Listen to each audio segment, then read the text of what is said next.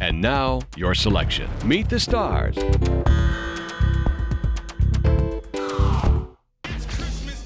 do you want? Well, what do you want? What are you doing? When it came to holiday spirit, Look who's here. It's Santa. I'm on my lunch break, okay? Willie's never had it. It's not real. Well, it was real. I got sick and all the hair fell out. How'd you get sick? I loved a woman that wasn't clean. Mrs. Santa? No, it was her sister. Oh, no. I play a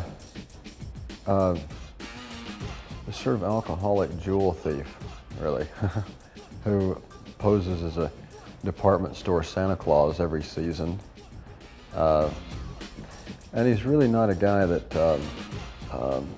I mean, right off the bat in the movie, I mean, he seems to be a pretty kind of nasty guy, really.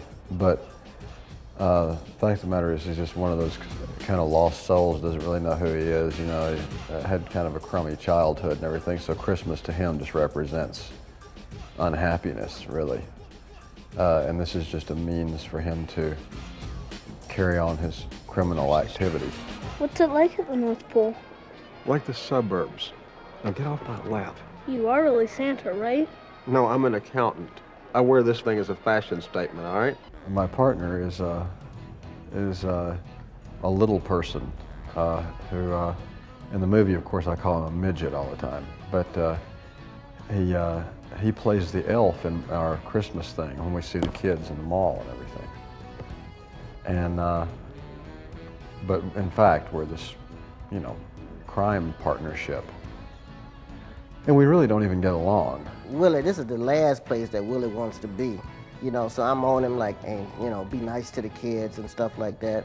But Willie, I mean, his Achilles heel is that the drinking and the women, you know. And I always have to be on this guy because if I'm not, then I tell you, the job will not be done. Get him out of here. I'll go smooth things over with your pesca. Tell him food poisoning or something. What do you mean, get him out of here? Take him to the car. In case you hadn't noticed, I'm in dwarf. So unless you got a forklift handy, maybe you should lend a hand, My name is Jen. I'm a department store detective. And I'm a hardcore individual who feels he can solve just about every crime. Got some lip on you, midget. Yeah? Well, these lips were on your wife last night. The best thing about making this movie is that it's such a wonderful group of people and such a wonderful script that it's a pleasure to come to work every day. Next.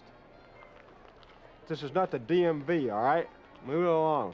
One of my oldest, dearest friends, John Ritter, who I only had one scene with in this movie, but it was great to be around him again because he and I did a TV series together back in the early 90s, and also he was in Sling Blade with me.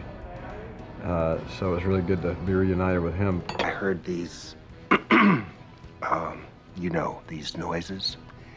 And I heard a woman screaming, yeah, oh yeah. And he kept having this expression on his face at one point in the scene that was so funny that I would be standing behind the camera and just cracking up and ruining every take. And finally I said to him, John, I'm going back about 30 feet and I'll look at it on the video monitors, and I was still laughing like crazy back there. Of course, I can't fire him for that. Oh, yeah. Hell, I wouldn't want to. Maybe there's something I could fire him for.